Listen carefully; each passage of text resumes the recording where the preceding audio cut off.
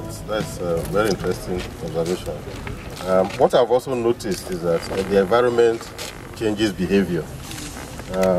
We have some of these schools that are already running, and what we have noticed is that the children in those schools, the environment alone has automatically transformed them. There's a primary school called Uduaghan Primary School in Asaba. The day the children made presentation, you'll be shocked that they were even doing better than private schools because the environment we put them in automatically changed them. They are dressing, if I have had to sneak them privately, and I find that they are well behaved even without any formal application. But having said that, it's also what we're also doing in addition to the renovation is teacher re-education and teacher reorientation. We have education schemes for teachers in which we organize courses for them. And in fact, the last one, what we did after the education was even to give all of them iPads. Some of them, of course, were not exposed to anything internet before, but we are now exposed to internet, and also change their orientation, attitudinal behavior, because we cannot have, like you rightly observed, we cannot have the old ways of doing things in a new environment. Of course, once you're able to change the teachers, you're also able to change the children. The last time I came here, it was during the school session, not their holidays. And the children alone, seeing me and seeing this environment, they all rushed here. And you could see that they were very excited. And they are very excited to have this kind of environment. And we do hope that it will be sustained. So, do we have a community in place directed to sustaining the beauty of this place? Do we have anything on time? Yes, there's a maintenance program. You see, the way we are doing our infrastructure development, they are not just projects, but they are programs. Programs means that we are doing the project and they are also thinking of the future of the project. They are putting up a structure that will ensure that there's maintenance of the program. Now, let me take roads for instance. You know, initially, DLA was put up for maintenance purposes, but later it became like a contractor on the big major roads, taking contract from NDC. But we have now changed the orientation of DLA to strictly be a road maintenance outfit. So that from now on, I felt like I was coming now, we had some 2 potholes as we're entering this place now, which I've just noticed. And I've said, I was just telling him that we needed to get DLA to come and fix those things. So those are the kind of things that we are doing, not just for our schools, but also even our roads. Your Excellency, in spite of government good intentions towards communities by citing good projects in their communities, we still have cases of disturbances. Now, what I call the final action government is going to take against such communities? Well, first of all, I've made it loud and clear to communities that once you start a project, especially when the project is just starting, move that project from community.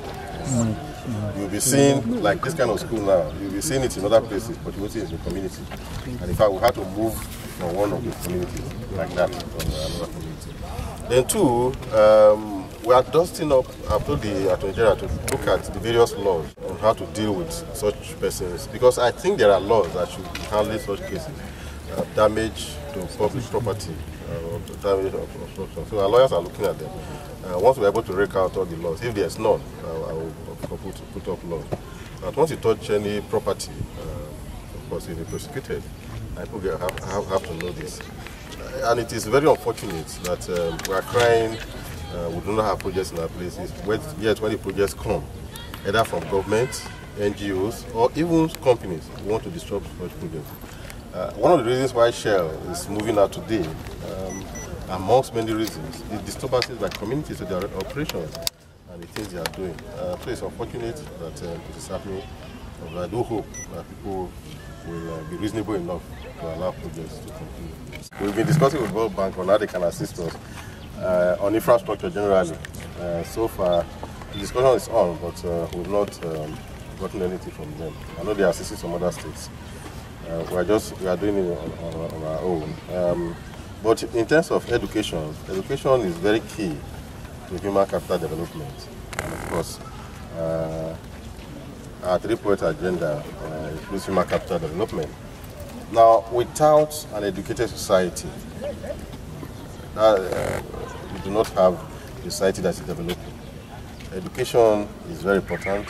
In a society where you have everybody being able to even read and write, the communication becomes easier. Transformation of information becomes also easier, you know, unlike a community where people do not know A or B. So education is very key to our current development, but much more importantly, to our future development. That's why we're placing a lot of emphasis on the education. We are talking of industries, we try to attract industries to this environment. We don't want a situation where if the industries come, the people manning key positions in the industries are people that are not from this area because our people are not educated. That should not be an excuse. Education is very important. Like I keep saying, I grew up in a community where there was no water, there was no light, there was no roads, but there was a school, primary school, and I attended that primary school. I believe that one of the reasons why I'm where I am today is because I was educated. I know some of my village people who, some dropped out in primary 3, some even dropped out in primary 6. Did not go further. Intelligent men and women. Today they are still in the village. What I have to say about the school is that the school is beautiful, but they have something that they have to say about the school. The areas they have to decorate because many of the places they are very dirty. So we have to help us to tidy it up so that other people can know that as we build the secondary school for the other people, so it should also help us to build the primary school too, so that other people can see that we're trying for us to also build the primary school. Okay. My name is Ibn again. Okay, you're welcome.